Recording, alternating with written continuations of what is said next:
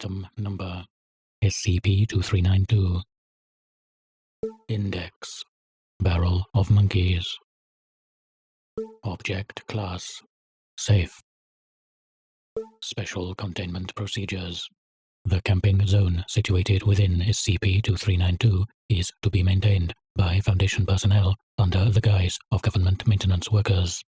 SCP-2392 is to be fenced off under the guise of major roadworks during testing.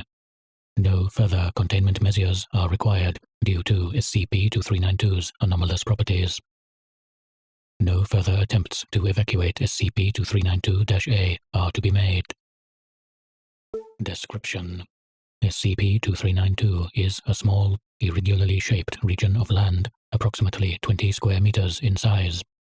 SCP-2392 encompasses the entirety of a camping zone parallel to the highway of Central Australia. This camping zone is obscured from view of the road by thick shrubbery. Sapient individuals within this area report feelings of unease or dread, which becomes increasingly prominent the longer such individuals are present. Individuals will typically attempt to leave SCP-2392 and avoid it in the future. However, such actions are typical reactions to similar situations. Non-sapient animals exhibit signs of similar anomalous deterrence. Muffled sounds of distress can be heard from an indeterminate distance underground at the approximate geographic center of SCP-2392. This has since been determined to originate from SCP-2392-A. See Addendum. Several environmental factors within SCP-2392 suffer from an anomalous reduction in energy. Due to this, the region within SCP-2392 is, on average, 1 degree Celsius lower than the surrounding environment. Light sources within or viewed from within SCP-2392 suffer from a reduction of 9 to 13 lumens. Audio suffers from a 4 decibel reduction, and electronic devices present within SCP-2392 utilize 11% more power than usual. The significance of these values is currently unknown. No native flora or fauna is present within SCP-2392. Plants situated within SCP-2392's area of effect are incapable of sustaining their own biological functions and will die within 3 to 4 days.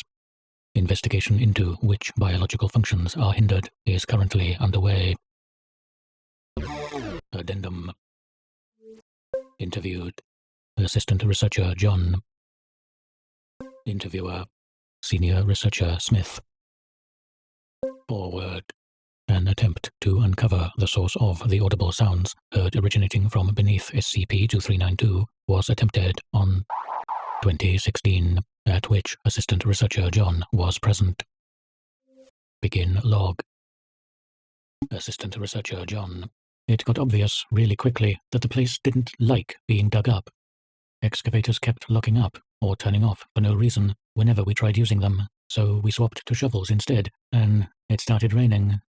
Nothing significant at first, but just enough to wash soil back into the holes we were digging, and the deeper we got, the more rain came down. Assistant Researcher John.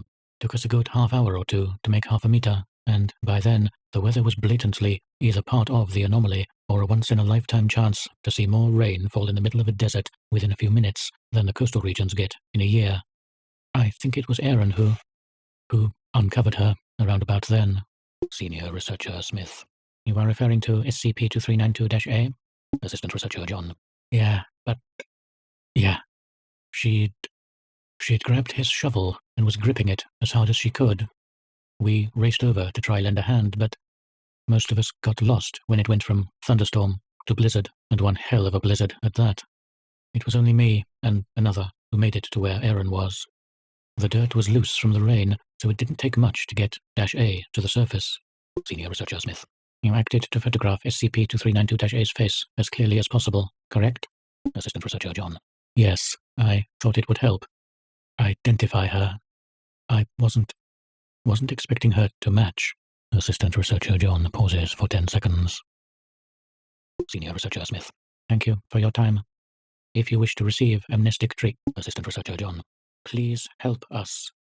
When we dug her up until she got buried again, she was reaching into the dirt and screaming, "Please help us." End log. Closing statement.